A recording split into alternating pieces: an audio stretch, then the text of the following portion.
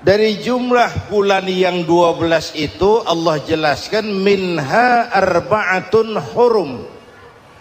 Ada 4 bulan yang disebut bulan yang dihormati, bulan yang disucikan, bulan yang diharamkan. 4, 3 bergandengan, 1 agak terpisah. Yang bergandengan itu Rajab, Sya'ban, Ramadan. Yang agak terpisah itu Muharram. Ini 4 bulan yang dihormati disebut Ashhurul Hurum. Saudara-saudara, Muharram ini salah satu dari 4 bulan yang istimewa. Kenapa? Banyak peristiwa besar yang terjadi di bulan Muharram. Hampir semua nabi dan rasul berkaitan dengan Muharram ini. Hampir semua nabi dan rasul. Kita akan kutip beberapa saja dalam konteks kekinian. Pertama, Allah menerima taubatnya Nabi Adam pada hari ke-10 bulan Muharram. Adam itu bapak moyang kita. Dosanya 1, makan buah khuldi. Dikeluarkan dari surga. Kita dosanya banyak, kepengen masuk, enggak nyambung. Hai Adam, dari tidak ada kamu saya adakan. Saya perintahkan tinggal di surga. Merasa sepi sendirian, saya ciptakan Siti Hawa supaya kamu tenang. Kamu boleh nikmati semuanya. Ini boleh, itu boleh, ini boleh, itu boleh. Makan, makanlah yang kau mau. Minum, minumlah yang kau suka. Pakai, pakailah yang kau senang. Satu yang saya minta, jangan dekati pohon khuldi. Itu kau tidak sanggup, keluar. Diusir dari surga. Sujud Nabi Adam. Kata riwayat 40 tahun sujud. Membaca Rabbana zalamna anfusana wa illam taghfir lana wa tarhamna lanakunanna minal. Itu namanya istighfarnya Nabi Adam. Istighfar itu kan mengucapkan astagfirullah, basmalah, membaca bismillah. Jangan kayak teman saya disuruh banyak-banyak baca istighfar, benar-benar dia baca istighfar, istighfar, istighfar. Bukan itu maksudnya. Nah, maka salah satu amalan yang sangat dianjurkan di bulan Muharram ini memperbanyak istighfar. Tidak ada orangnya yang tidak. Ayo jujur, ini yang kumpul di sini semua, ada nggak yang nggak punya dosa? Yang merasa nggak punya dosa, ayo ke depan. Ada?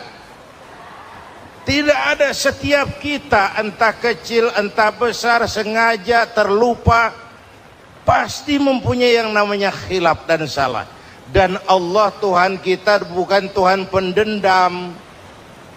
Allah Tuhan kita Tuhan yang ramah dan rahmah. Manusia, dosamu banyak, tapi ampunanku lebih banyak. Salahmu besar, rahmatku jauh lebih besar. Kau sujud di hadapanku, aku bangga melihatnya. Kau menangis di hadapanku, aku senyum melihatmu. Kau berjalan menujuku, aku berlari menyambutmu. Karena itu amalan yang sangat dianjurkan di bulan Muharram ini memperbanyak istighfar. Itu kalau istighfarnya Nabi Adam. Ada istighfarnya Nabi Yunus. Ibu kenal Nabi Yunus? Di mana kenalannya? Sok tahu.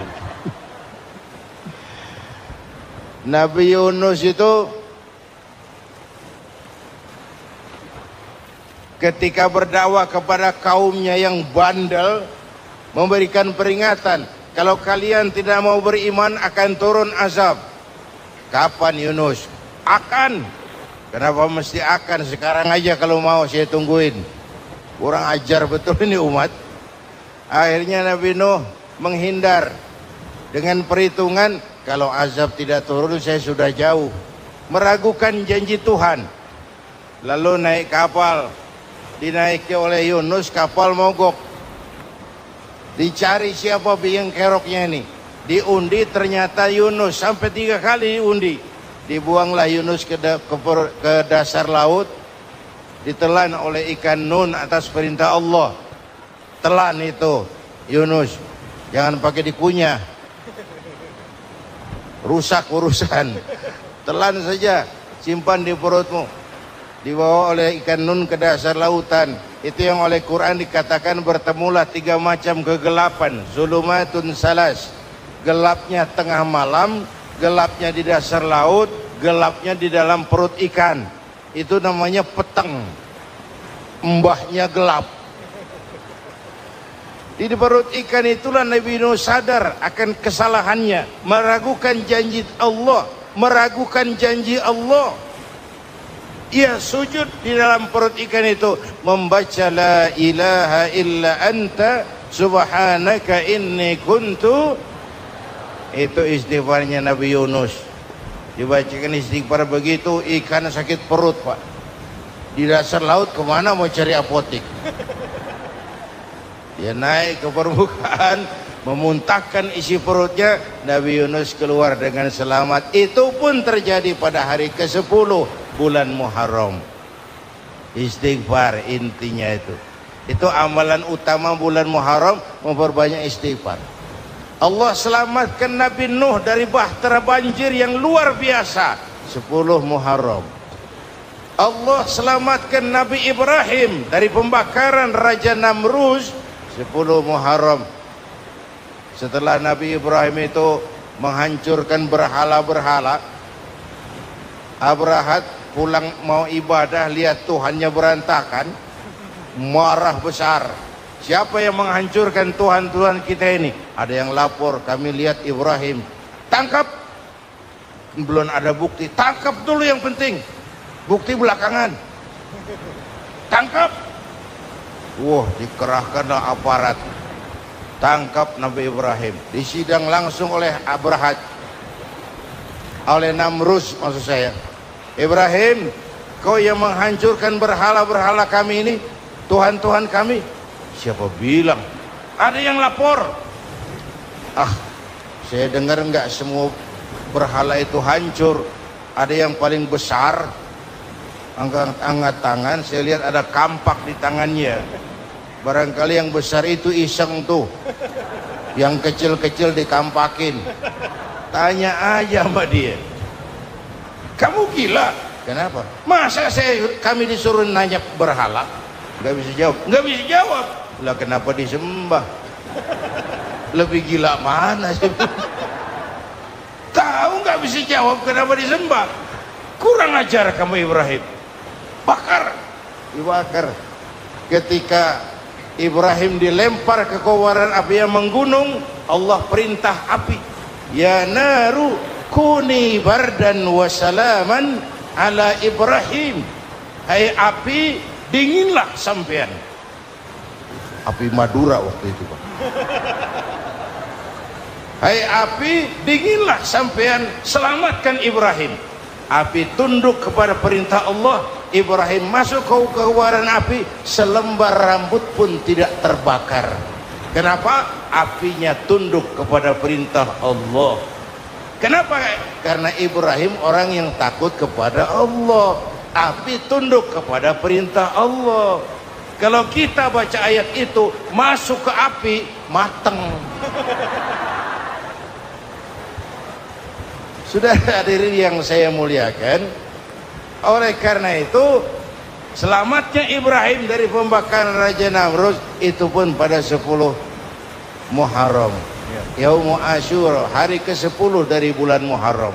Baik. Itu Ibrahim. Hadirin hadirat yang saya cintai, sebagian kecil tentang Nabi Adam, Nabi Ibrahim dan Nabi Yunus, tapi saya belum menceritakan tentang Nabi Nuh tadi. Mengulang kaji, Nabi Nuh salah seorang rasul yang masuk ulul azmi 5 besar. karena memang perjuangannya menggambarkan satu usaha yang ulet dan luar biasa.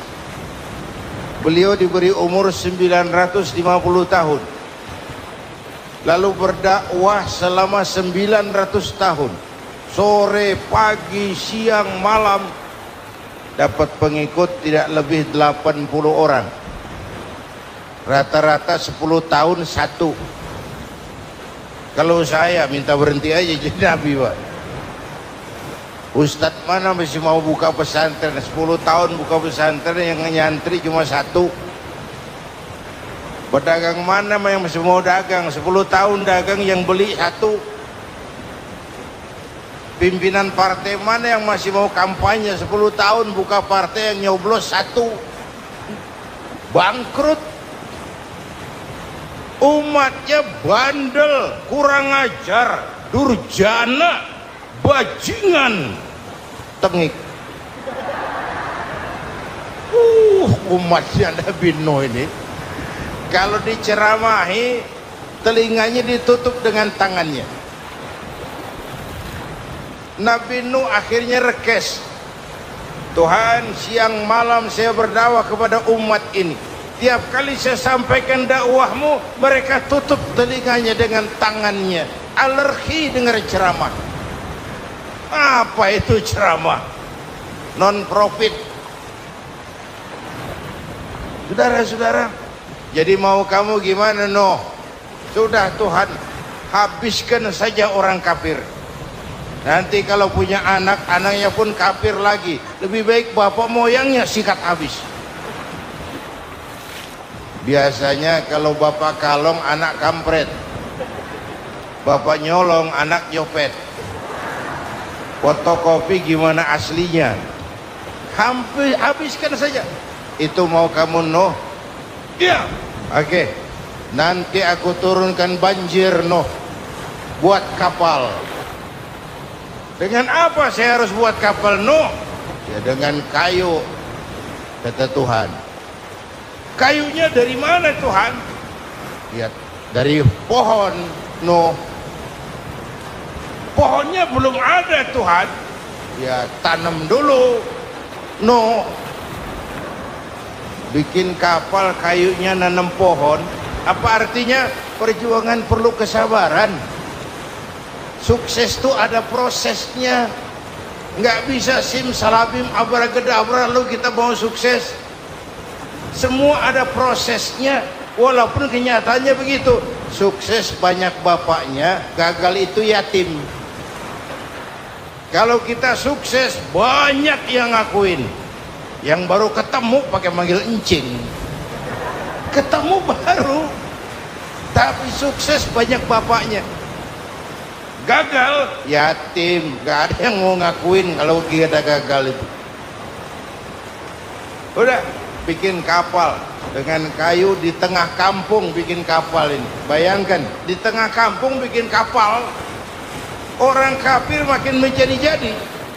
Lihat Nuh, kenapa? Makin sarap. Bikin kapal di tengah kampung, mau belayar kemana? Tuh lihat, kalau orang nggak tahu tujuan, mountain setengah jalan, proses yang dinilai bukan finalnya, ya kayak gitu kesimpulannya. Saya enaknya sendiri. Bikin kapal, kapal mendekati selesai, ini orang kafir rame-rame datang ke kapal Nuh. Mau apa? Buang najis. Sakit perut, berangkat ke kapal Nabi Nuh. Nongkrong, dapat 2-3 tumpuk, pulang. Penuh lantai kapal dengan najis manusia. Inilah perjuangan. Bukan jalan raya lurus bertabur bunga di kanan kirinya. Banyak ondak dan duri, fitnah, caci maki, antipat, segala macam. Nuh.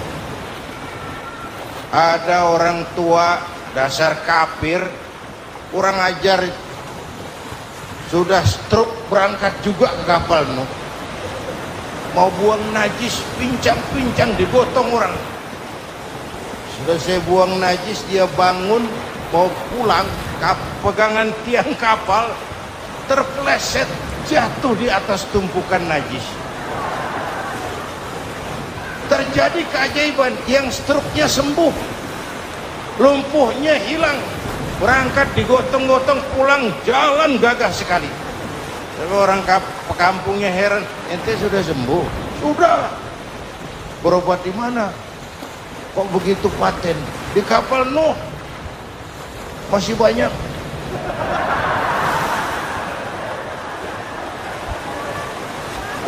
Yang berasa perlu obat bawa rantang, ambil, bersih lagi geladak kapal itu. Sudah selesai Nuh? Selesai. Oke, kau orang yang beriman bersamamu, binatang serba sepasang, naik Nabi Nuh, naik orang beriman, naik binatang serba sepasang. Ini cikal bakal penyelamatan manusia, Pak. Naiklah orang beriman, sudah naik semua, Nabi Nuh kontrol. Ini contoh buat kita, kontrol. Sudah naik semua teman-teman, sudah. Pemimpin yang baik bukan cuma terima laporan di belakang meja. Laporan itu yang mana juga bagus. Sama juga kampanye yang mana juga merdu. Kalau aja yang dihitung.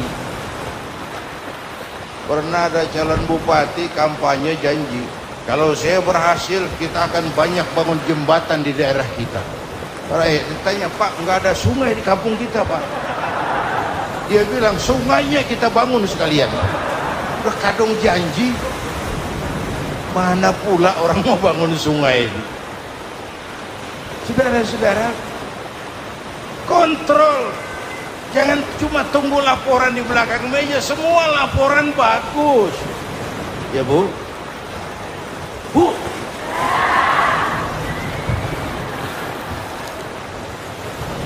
Nabi Nuh kontrol. Sudah naik semua. Sudah Nuh. Bulan bin bulan naik. Naik Nuh. Paimin bin Tukijo. Naik. Kami lihat naik. Ada orang Jawa juga kayaknya. Ada.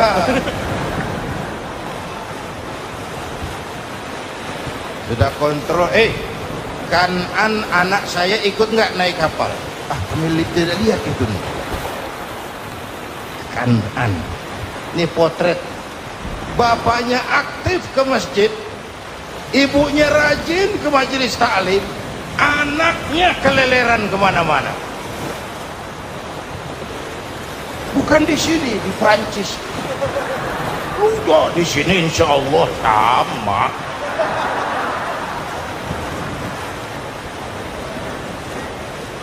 Nuh karena sayang anak, Nuh karena cinta anak, Nuh karena tanggung jawab anak, cari naik ke atas kapal. Lihat Kanan, anak saya, nggak lihat Nuh. Turun ke ruang bawah, periksa lagi. Mang, ayah Kanan di dia. Jamaah Tasik ini rupanya itu. Itu ayah Mang. Ayah kemana ya budak? Turun ke bawah, tanya lagi. Ono Kanan to? Orang nano raketo. Rombongan Jawa Tengah naik ke atas buritan. Dari buritan kelihatan ternyata Kanan tidak ikut naik kapal, kumpul di darat bersama orang kafir. Ini potret kita sekarang. Kumpul sama orang kafir, hanyut anak-anak kita, ditelan budayanya orang kafir, ditelan tradisinya orang kafir, ditelan pergaulannya orang kafir. Nuh karena sayang anak dari atas manggil. Dalam Quran dijelaskan itu. Karena Nabi Nuh di atas, Kanan di bawah, teriak, ya bunayyar kam ma'ana. Begitu dalam Quran ayatnya. Cuma ini pakai gaya memanggil supaya kelihatan ke gambar, kira-kira Nuh manggilnya begitu. Ini namanya gaya dakwah, Pak. Kalau ceritanya datar nggak menarik. Maka Nuh memanggil Kan'an, ya bunayya irkam ma'ana. Kata yang dengar,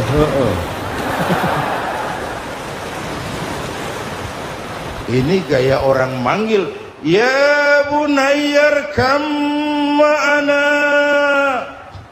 Kan'an, kesini nak, naik kapal sama papi.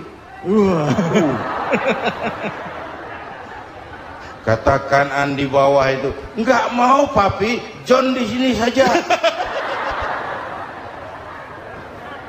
Kata Nuh, jangan nak, Allah sedang murka, akan turun banjir. Kalau datang banjir papi, sa'awi ila jabalin ya'simuni minal ma', saya akan naik ke gunung tinggi yang bisa menyelamatkan saya dari banjir. Kan'an naik ke gunung, gunung dihantam banjir, Kan'an mati sampai sekarang. Yang kelima, Nabi Musa, kisah Muharramnya ini lahir dalam kondisi yang sulit karena Fir'aun mimpi akan lahir seorang anak dari keturunan Bani Israel yang akan menghancurkan kerajaannya. Kata Fir'aun, sudah lahir belum anaknya? Belum. Kalau gitu mulai malam ini laki-laki dilarang bergaul sama istrinya. Semua perempuan hamil di bawah pengawasan negara.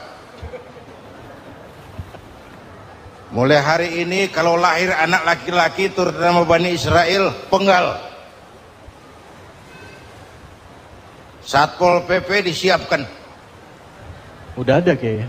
Ada. Patroli. Bayangkan, nah Fir'aun itu bikin undang-undang seenaknya sendiri.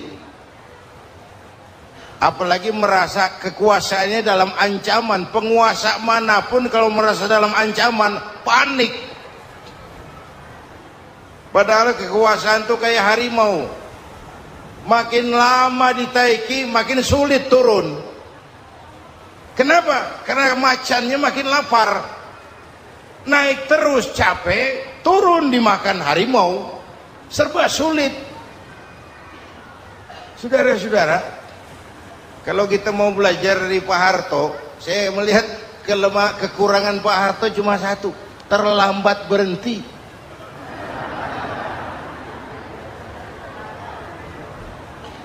Terlambat berhenti. Di sekelilinginya banyak tukang jilat, tukang semir. Pak, kalau tidak ada bapak kami bagaimana pak? Saudara hadirin yang saya hormati, maka sering saya ingatkan, temanmu yang sejati adalah teman yang membuat kamu jadi benar, bukan teman yang selalu membenarkan kamu. Berapa banyak pejabat-pejabat hancur karena selalu dibenarkan oleh lingkungannya. Bapak benar pak, bapak bijaksana pak, itu tepat pak, benar. Buang angin pun kata kelilingnya, oh bapak sehat.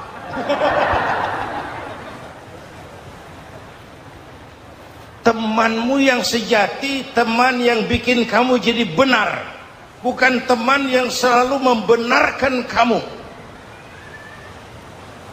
Bapak ibu hadirin yang saya hormati, tapi kehendak Allah terjadi.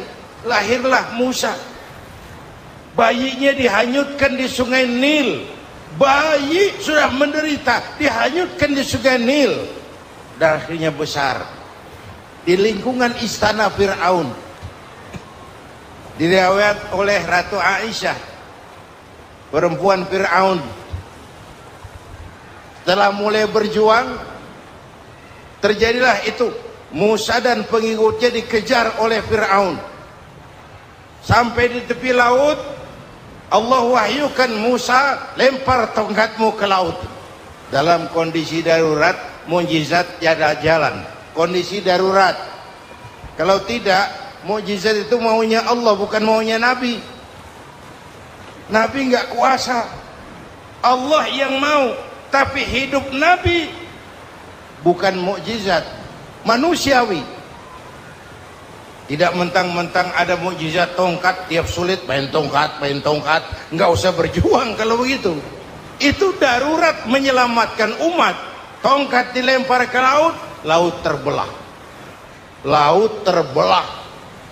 Itu secara visualnya bisa kita lihat dalam film The Ten Commandments.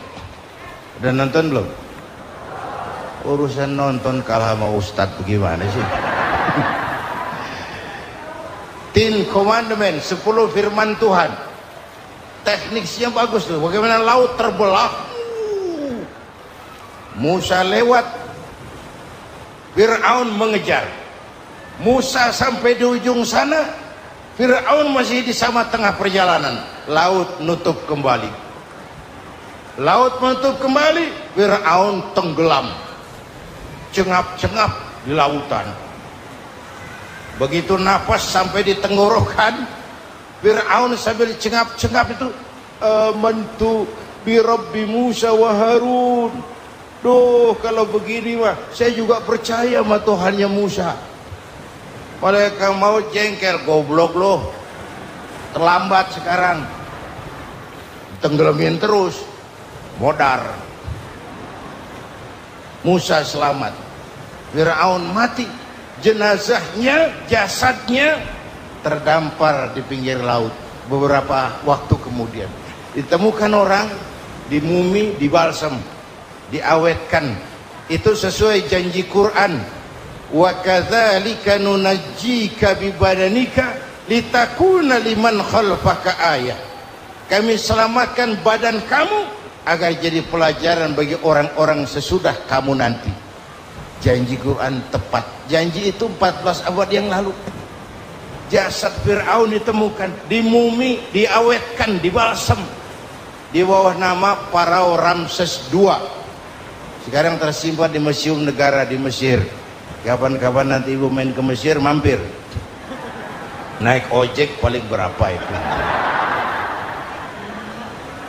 Orangnya tinggi, hidungnya mancung, pokoknya pantaslah jadi Fir'aun.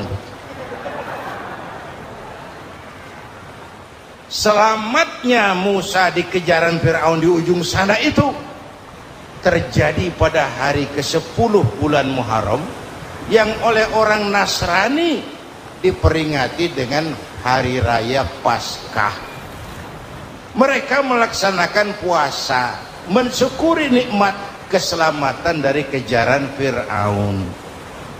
Makanya kalau kita ikut puasa di bulan Muharram, bukan mengikuti syariatnya Nasrani, salah.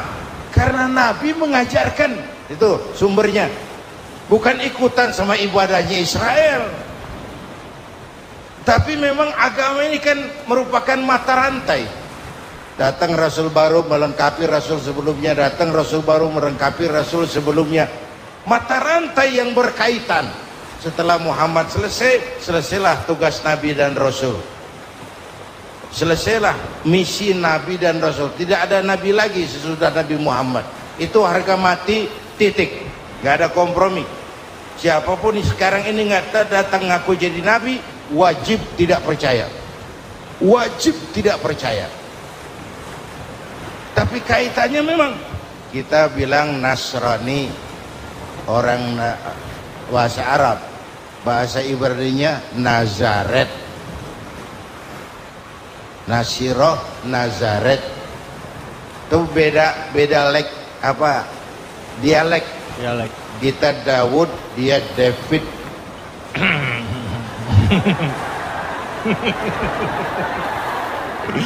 Ibrani. Kita Ali, dia Alek. Kita Sulaiman, dia Solomon. Kita Camat, dia Comot. Ini yang ngomong ini comot